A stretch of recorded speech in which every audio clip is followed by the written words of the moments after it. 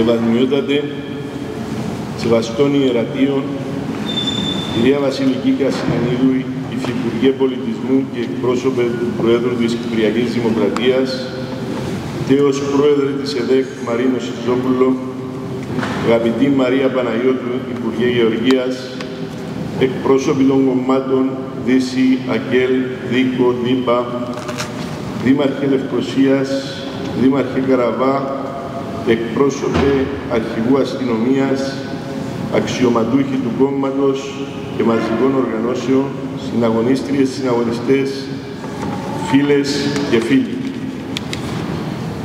Ό,τι και να πούμε, ό,τι και να γράψουμε για τον Δώρο Λοΐζου, θα είναι απλώς μια επιβεβαίωση της διαπίστωσης ότι αυτός ο τόπος ευλογήθηκε να έχει τέκνο του το δώρο, έστω και για το ελάχιστο χρονικό διάστημα των 30 χρόνων. Ο Δώρος Λοΐζου στα 30 χρόνια του σύντομου βίου του αντιλήφθηκε πλήρως το νόημα της ζωής και του θανάτου, το μεγαλείο της ελευθερίας και της δημοκρατίας. Και καθώς ήταν χαρισματικός, δίδαξε σε εμάς αυτά τα βασικά συστατικά μιας αξιοπρεπούς ζωής. Ο Δώρος Λοΐζου χάραξε το δικό του φωτεινό μονοπάτι μέσα στα σκοτάδια της προδοσίας και της τραγωδίας που ζούσε Κύπρος. Ο δρόμος του Δώρου ήταν συνέχεια των δρόμων που περπάτησαν ήρωες αυτού του έθνους από τα βάθη των αιώνων μέχρι σήμερα. Και αυτόν τον δρόμο δεν μπορούν να τον περπατήσουν όλοι, μόνο οι ξεχωριστοί. Ο Δώρος Λοΐζου ήταν ξεχωριστός. Δεν ήταν κατά σύμπτωση ήρωας, ήταν συνειδητός επαναστάτης, ήταν αφοσιωμένος εραστής της ελευθερίας και της δημοκρατίας. Στο ένα χέρι με πένα για να βγάζει οργή και φωτιά στα παιδιά, στο άλλο χέρι τον τουφέκι, τρέχοντας στους δρόμους και στις πλατείες. Στην τρίτη τάξη του γυμνασίου έγινε ενεργός μέλος της ΕΟΚΑ, διανέμοντας φυλάδια και προκηρύξεις, αναγράφοντας συνθήματα στους τοίχους. Όταν εκδηλώθηκε η Τουρκανταρσία του 1963, κατατάχθηκε στο στρατό εθελοντής. Λίγο αργότερα υπηρέτησε την κανονική του θητεία. Όταν εκδηλώθηκε το προδοτικό πραξικόπημα, μετέβη στα γραφεία της ΕΔΕΚ και οργάνωσε σε συνεργασία με άλλα στελέχη του κόμματος ομάδα ένοπλης αντίστασης. Αυτό ήταν το τουφέκι, αλλά και η πένα του ήταν το ίδιο καυτή όπως τη σφαίρα. Αγαπούσε το θέατρο, τη λογοτεχνία, τη μουσική, την ιστορία και φυσικά την ποίηση. Ανέβασε θεατρικά έργα, σκηνοθετούσε, πρωταγωνιστούσε, έγραφε, μετάφραζε άλλους επαναστάτες ποιητές, δίδασκε ιστορία. Πρωτοστάτησε σε πολλές προσπάθειες για να φέρει νέα πνοή στο πολιτιστικό προϊόν της πατρίδας μας. Ανήσυχο πνεύμα και αδάμαστη ψυχή, όπως ήταν πάντα, προσπαθούσε για το νέο. Στο πρόσωπο του Βάσου Λυσσαρίδη και στην ΕΔΕΚ, ο Δώρος είδε την αντανάκλαση των δικών του ιδεολογικών πεποιθήσεων, είδε πεδίο αγώνων μπροστά, είδε ότι η Επανάσταση είχε πολιτικό φορέα. Γι' αυτό ήταν σχεδόν αναπόφευκτο να ενταχθεί στην ΕΔΕΚ, στην οποία σύντομα αναδείχθηκε σε ηγετικό τέλεχος και εκλέχθηκε οργανωτικός γραμματέας της Σοσιαλιστικής Νεολαίας ΕΔΕΚ. Οι μαύρες μέρες πριν το πραξικόπημα έγιναν πιο μαύρες μετά την αποφράδα ημέρα της 15ης Ιουλίου 1974. Ο Δώρος μαζί με όλη την ΕΔΕΚ αντιστάθηκε. Η αντίσταση της ΕΔΕΚ ήταν η μόνη οργανωμένη αντίσταση κατά του πραξικοπήματος πέραν των νομίμων δυνάμεων ασφαλείας του κράτους. Και αυτό ήταν που οδήγησε τις δολοφονικές σφαίρες κατά του Βάσου Λυσσαρίδη εκείνο το πρωινό θλιβερό της 30 Αυγούστου 1974, με αποτέλεσμα ο δώρος να περάσει στην αθανασία. Φίλες και φίλοι, η δολοφονία του Δώρου Λοΐζου ως θλιβερή συνέπεια της απόπειρας κατά του Βάσου Λυσσαρίδη δεν ήταν τυχαία. Έχουμε χρέος να επαναλαμβάνουμε το τι προηγήθηκε, όχι μόνο για να αναζητήσουμε την αλήθεια, όχι μόνο για να μαθαίνουν οι επόμενοι, αλλά και γιατί κάποια στιγμή οι εγκληματίες πρέπει να ξεσκεπαστούν και να τιμωρηθούν. Όπως έχω πει, η αντίσταση της ΕΔΕΚ ήταν η μόνη οργανωμένη αντίσταση κατά του πραξικοπήματος εκτός των πιστών της Δημοκρατίας αστυνομικών.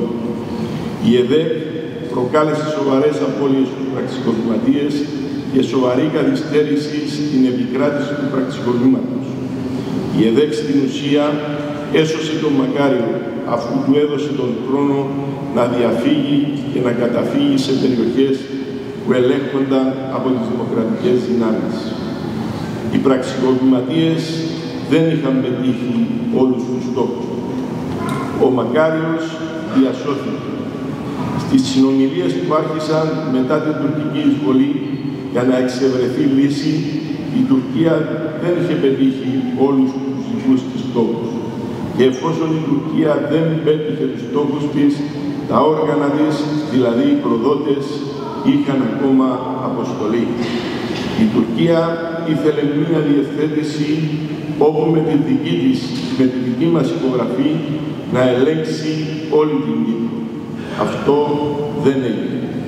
Το πιο τρανταχτό παράδειγμα, και είναι αυτό που όπλησε τους πραξικοπηματίες για να διαπράξουν την απόπειρα δολοφονίας κατά του γιατρού, ήταν η σύσκεψη της 15ης Αυγούστου 1974. Ενώ οι πραξικοπηματίες υποτίθεται ότι αποχώρησαν από την εξουσία και παρέδωσαν στο Γλάφκο Κληρίδη, ήθελαν να εξουδετερώσουν τον γιατρό. Γιατί ο στόχος της τουρκοποίησης της Κύπρου έπρεπε να επισημοποιηθεί και ο Λυσσαρίδης και η ΕΔΕΚ ήταν εμπόδιο. 15 ημέρες πριν την απόπειρα δολοφονίας του γιατρού, στις 15 Αυγούστου 1974, συγκλήθηκε η σύσκεψη στο γραφείο τύπου και πληροφοριών. Αντικείμενο της σύσκεψης ήταν το λεγόμενο σχέδιο Ινδουνές, το οποίο στην ουσία θα οδηγούσε στην τουρκοποίηση της Κύπρου.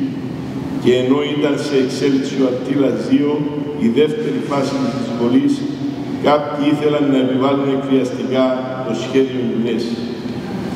Όλοι έλεγαν στον γιατρό να μην πάει στη σύσκεψη, γιατί θα υπήρχαν ένοπλοι πραξικοπηματίες εκεί και κινδύνευε η ζωή του.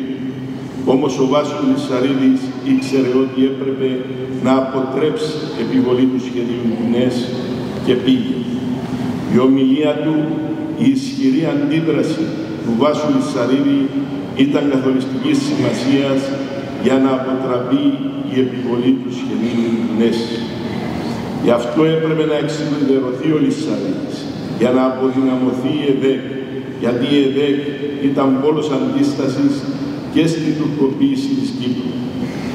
Όμως η απόπειρα κατά του γιατρού και η δολοφονία του Δώρου είχε και άλλο στόχο. Οι πραξικοπηματίες ήξεραν ότι η ΕΔΕΚ ήταν οπλισμένη και ότι η απόπειρα θα προκαλούσε αντίπεινα από τους ΕΔΕΚΙΔΕΣ και θα γινόταν ματικαιριό και θα υπήρξε περαιτέρω αποσταθεροποίηση και η Τουρκία θα έβρισκε ξανά αφορμή να προελάσει και να καταλάβει και άλλα εδάφη ή να εγκαταστήσει στρατό σε όλη την Κύπρο, δήθεν για να προστατεύσει του Κύπριους. Και αυτό όμως το κατάλαβε ο Βάσος Λυσσαρίδης. Και ενώ το πουκάμισο του ήταν κατακόκκινο από το αίμα του αγαπημένου του Δώρου, κάλεσε τους ΕΔΕΚΙΤΕΣ να μην απαντήσουν με αντίπεινα. Οι δολοφόνοι δεν ήταν απλώς άφρονες, εκτελούσαν σχέδιο. Φίλες και φίλοι, η δολοφονία του Δώρου έγινε στο φως της ημέρας. Ήξεραν οι δολοφόνοι πως δεν θα τους έψαχναν, πως δεν θα κινδύνευαν με σύλληψη, πως δεν θα υπήρχαν μαρτυρίες. Η μαρτυρία μιας γυναίκας κάπου χάθηκε, υποτίθεται. Και αυτό έγινε, ενώ όλοι ξέρουν ποιοι είναι οι δολοφόνοι. Ποτέ δεν συνελήφθησαν, δεν διώχθηκαν και δεν καταδικάστηκαν. Εμείς δεν δεχόμαστε ότι το έγκλημα παραγράφηκε. Η υπόθεση για μας παραμένει ανοιχτή και θα παραμείνει ανοιχτή μέχρι να τιμωρηθούν οι δολοφόνοι. Για να δικαιωθούν τα αγαπημένα πρόσωπα του Χρυσίλιου Μαυρομάτη, ο οποίος βρέθηκε στην κόλαση των πυρών και έχασε τη ζωή του. Τη μνήμη του Χρυσίλιου Μαυρομάτη τιμούμε σήμερα, απονέμοντάς του το φωτοστέφανο του μάρτυρα της Κύπρου. Συμπαραστεκόμαστε στην αγαπημένη του οικογένεια, θρηνώντας μαζί της την απώλεια του αγαπημένου τους. Φίλες και φίλοι, όπως έχω πει χθες, στην παρουσίαση ενός βιβλίου για τον δώρο και την ποίησή του, για εμάς τους Εδεκίτες, ο δώρος Λοΐζου είναι η σημαία μας, είναι ο φάρος μας, ο κριτής μας. Ο δώρος Λοΐζου είναι η ουσία της ΕΔΕΚ και η ουσία της ΕΔΕΚ εκφράζεται μέσα από τους στίχους του. Πάντως, εμείς θα τους αντισταθούμε, όποιοι και να είναι, όσο δυνατοί και να είναι. Σας ευχαριστώ.